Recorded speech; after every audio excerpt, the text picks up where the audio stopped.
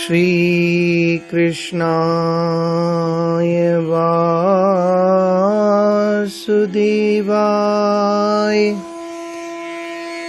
देवकी नंदनाय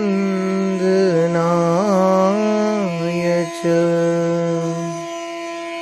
नंद गोप कुमाराय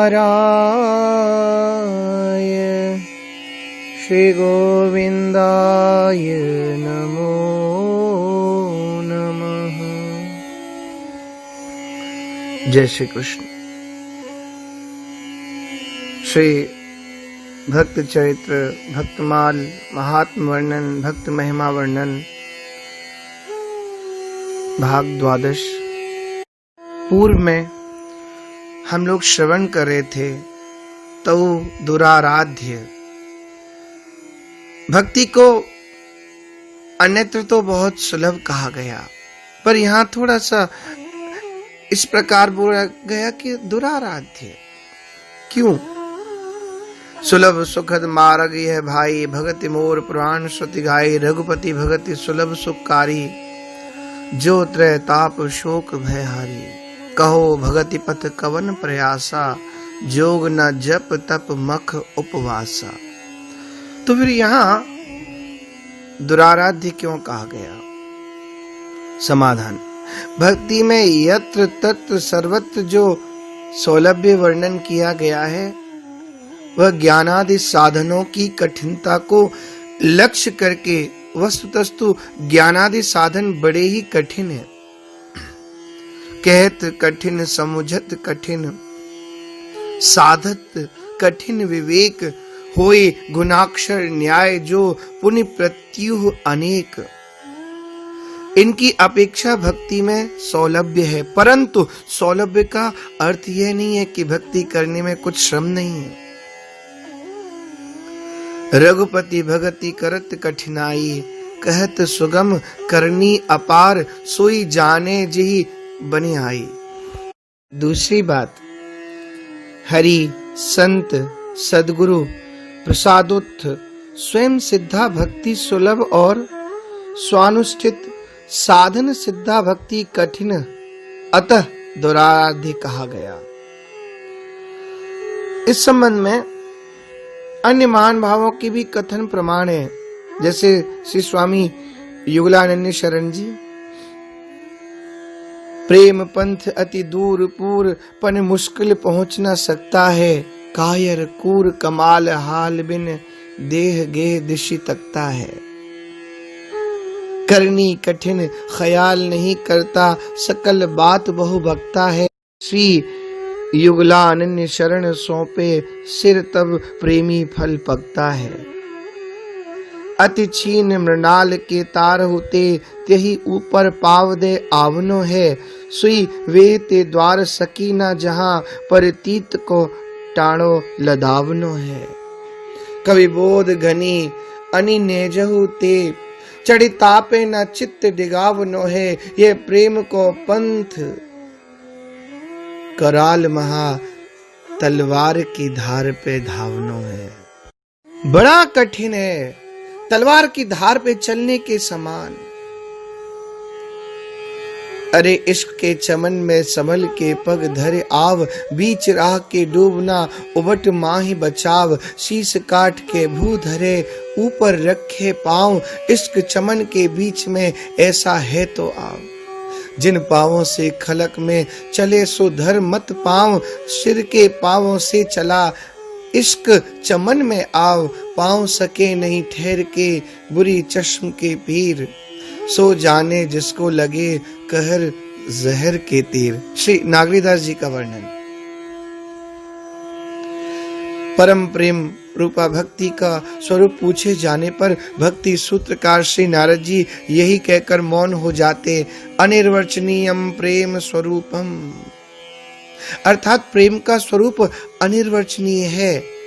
मुंह का स्वादनवत, गूंगे के स्वाद की तरह है। क्योंकि प्रेम हृदय की वस्तु है, परम गुप्त अनमोल। कथनी में आवे नहीं सके न को तोल। प्रेम सरोवर से ये भाव मिला। परंतु इतने कथन मात्र से जब जिज्ञासु जनों को समाधान नहीं होते देखे तब बोले कि प्रकाशते क्वापि पात्रे, किसी विरले योग्य पात्र में, प्रेमी भक्त में ऐसा प्रेम प्रकट हो जाता है। नारद भक्ति सूत्र में वर्णन है।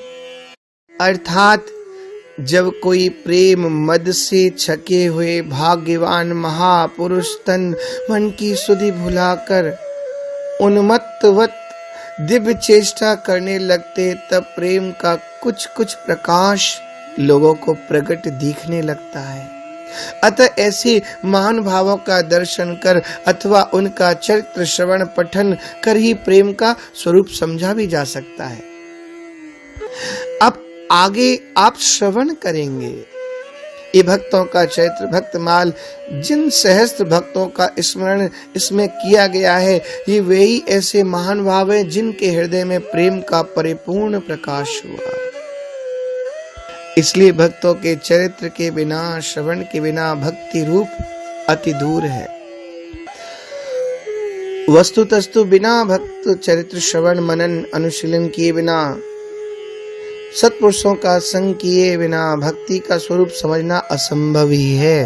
भगवान के नाम रूप लीला धाम में कैसी निष्ठा होनी चाहिए, संत सद्गुरुदेव में कैसा भाव रखना चाहिए, प्राणी मात्र में कैसा व्यवहार करना चाहिए, जागतिक प्रपंच में किस प्रकार जागरूक रहना चाहिए, भक्तों के चरित्र के माध्यम से इनका जैसा हृदय ग्राही वर्णन भक्तमाल में है, भक्तों के चरित्र में है।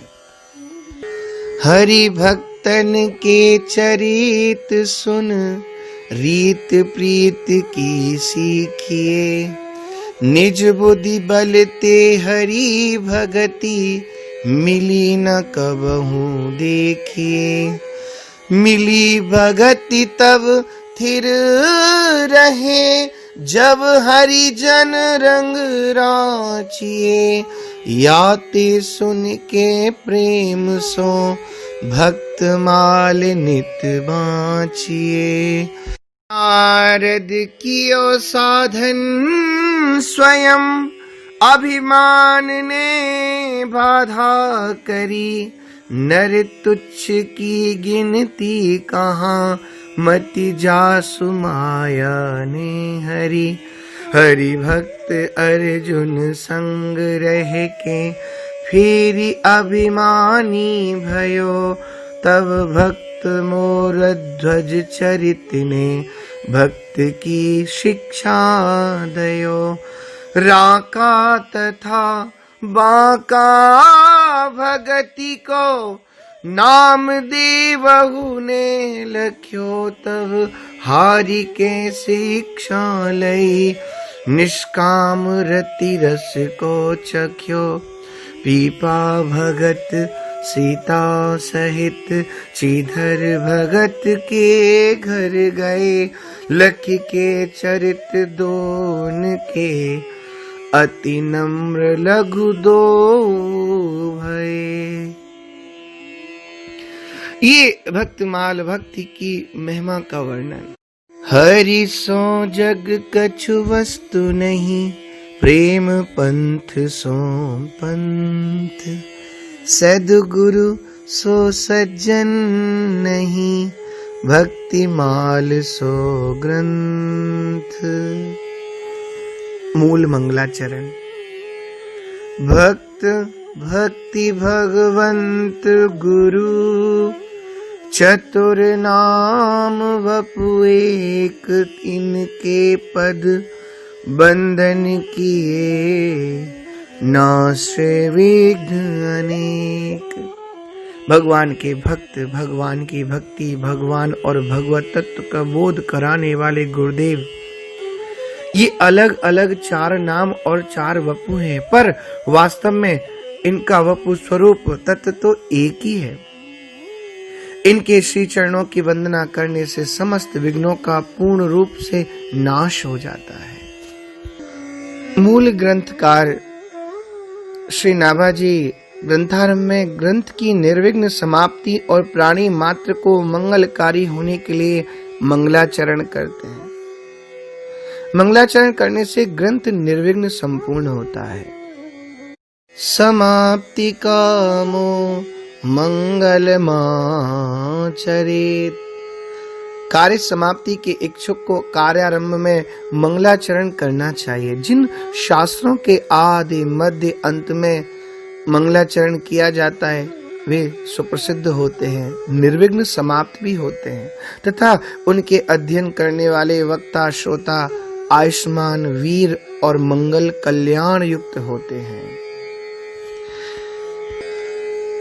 पातंजल महाभाष्य में वर्णन है, मंगलादीनि मंगल मध्यानि मंगलांतानि हि शास्त्राणि प्रथन्ते वीर पुरुषाणि च भवन्त्या युष्मत् पुरुषाणि च ध्येतारस्य मंगल युक्ता यथा ईश्वरीति।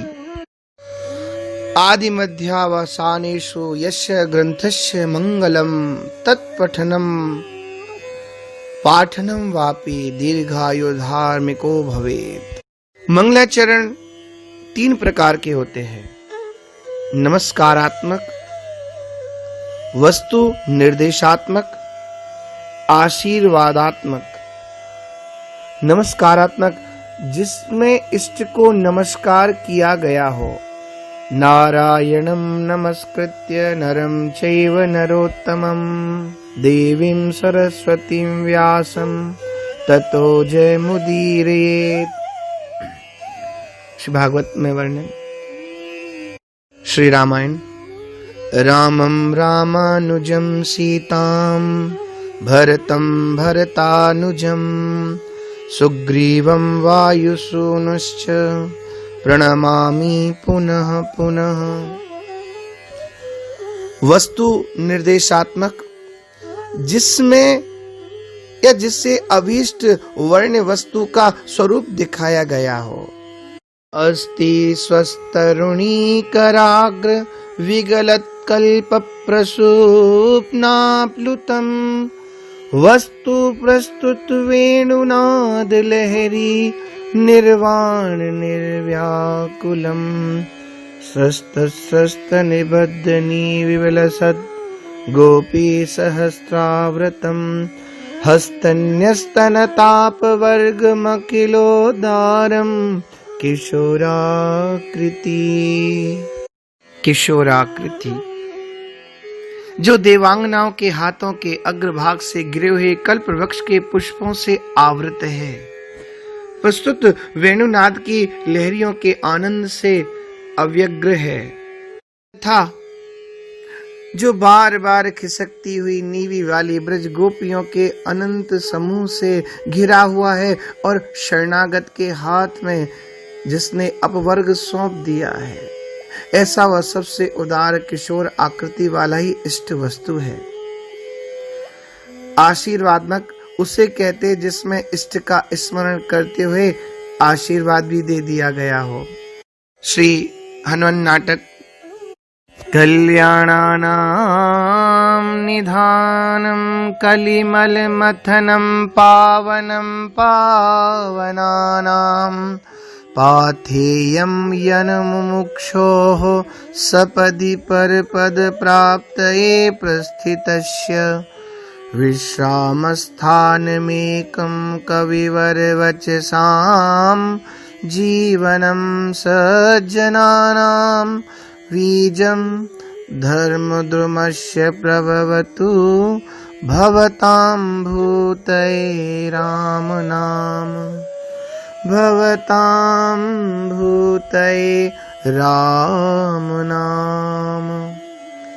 जो समस्त कल्याणों का निधान, कलयुग के पापों का नाशक, पवित्रों को भी पवित्र करने वाला तथा जो श्रेष्ठ परम पद की प्राप्ति के लिए चले हुए मुमुक्षु को पाथे यानी राह खर्च और श्रेष्ठ कवियों की वाणी का सुखद विश्राम स्थान, सज्जनों का जीवन एवं धर्म रूपी वृक्ष का बीज है, वह श्री राम नाम आप लोगों को कल्याण रूप ऐश्वर्य प्रदान करे। और मंगलाचरण के दोहे में श्री नाभाजी ने एक दोहे में ही तीनों प्रकार के मंगलाचरणों के भाव दिखाए हैं। भक्ति, भक्त, भगवंत, गुरु, चतुर, नाम, वपु, एक। इतने अंश से इष्ट वस्तु का निर्देशन हुआ है कि इस ग्रंथ में इन 4 वस्तुओं का वर्णन किया गया है और ये चारों तत्वतः एक वस्तु है। अतः वस्तु निर्देशात्मक मंगलाचरण हुआ। इनके पद वंदन किए। इतने अंश से नमस्कारात्मक मंगलाचरण हुआ। नाशे विघ्न अनेक। इतने अंश के द्वारा आशीर्वादात्मक मंगलाचरण हुआ। नाम 4 है, अर्थात कहने को 4 हैं। वस्तुतस्तु है एक ही तत्व। एक ही तत्व इन चारों रूपों में जगत का कल्याण कर रहा है। चारों की तात्विक एकता संत और भगवंत एक ही है। संत भगवंत अंतर निरंतर नहीं, किमपि मति विमल कह दास तुलसी। संत आत्मा हमेव च इत्यादि। भगवंत और गुरु एक है। आचार्य मां विजानीयात गुरु साक्षात परब्रह्म। संत सदगुरु एक है। संत सबे गुरुदेव है। गुरु है साचे संत। भक्ति और भगवान एक ही है। गिरा अरत जल बीच सम कयत भिन्न न भिन्न। अतः चतुर नाम वपु एक कहा। 3 को अलग करके एक का वर्णन नहीं हो सकता और न 3 को अलग करने पर एक का अस्तित्व ही रह सकता है। तात्पर्य चारों का परस्पर अन्योन्याश्रय संबंध है। वपु एक का भाव एक यह भी है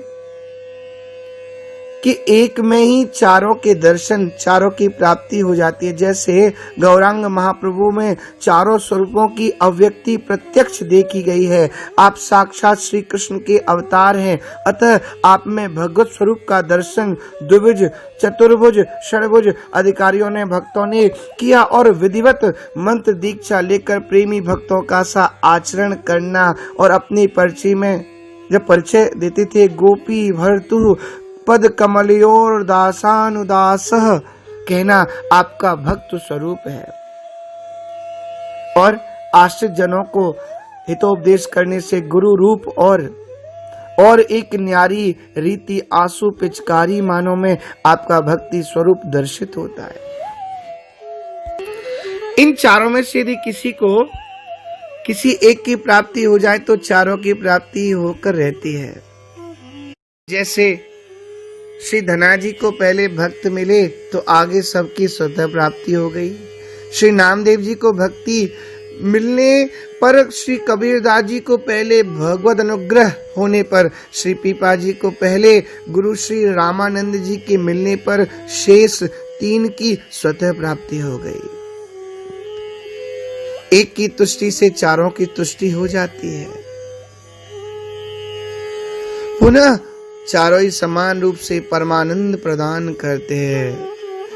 जैसे गाय का थन कहने को 4 होकर भी दूध में आप दर्शन करें, दूध सब में एक सा ही निकलता है। अतः चतुर नाम वपु एक कहा गया, भिन्नता नहीं। यद्यपि भक्त, भक्ति, भगवंत, गुरु ये तत्वतः एक ही है, तो श्री नाभाजी ने ग्रंथ के आदि में मंगलाचरण में प्रथम भक्त शब्द का प्रयोग करके भक्तों को अधिक महत्व दिया है। इसका कारण एक तो ये है कि इनके गुरुदेव श्री अग्रदास जी ने शिष्य करके इन्हें संत सेवा में ही लगाया। संत शीत प्रसाद सेवन की आज्ञा दी। उसी संत सेवा एवं शीत प्रसाद के प्रताप से इन्हें दिव्य दृष्टि प्राप्त हुई। गुरु की मानसी सेवा का दर्शन तथा समुद्र में जहाज रक्षा की शक्ति भी संतों की कृपा से प्राप्त हुई। अतः भक्त को पहले कहा, जानो संतन प्रभाव को।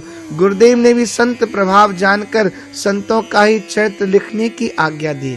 भक्ति, भगवंत व गुरु के संबंध में लिखने की आज्ञा नहीं दी। अतः भक्त को ही पहले कहा। तीसरे वो ही हृदय आए कहे सब। उन संतों ने ही हृदय में आकर भक्त, भक्ति, भगवंत, गुरु के ही स्वरूप का प्रदर्शित किया। अतः प्रथम भक्त कहा। चौथे, एक भक्त में ही भक्ति, भगवंत, गुरु तीनों का समावेश है। अतः प्रथम भक्त शब्द का प्रयोग करके भक्तों की प्रधानता दिखाई। पांचवें, भक्तों की प्रधानता का मुख्य कारण यह है, दुर्लभ होते हुए भी अन्य तीन की अपेक्षा भक्ति ही सुलभ है। सबई सुलभ सब दिन सब देशा, सेवत सादर समन कलेशा। इन्हीं कारणों से ग्रंथ का नाम भी भक्तमाल रखा। और भक्तमाल नाम रखने का दूसरा हेतु है माला और भक्तमाल की एक रूपता। जैसे एक माला में सूत्र, मणियां, सुमेरु और फुंदनाएं चार वस्तु होती हैं, वैसी भक्तमाल में भी भक्त, भक्ति, भगवंत, गुरु चार का स्मरण किया गया है। भगवान तो भक्ति के सूत्र में बनते हैं ना, तो इसमें भक्ति ही सूत्र है। भक्ति सूत्रोपनद्ध, भक्ति ही मणियां है। श्री गुरुदेव ही सुमेरु है और भगवान ही फुंदना है। माला में मणियां जिसकी होती है, माला भी उसी नाम की होती है।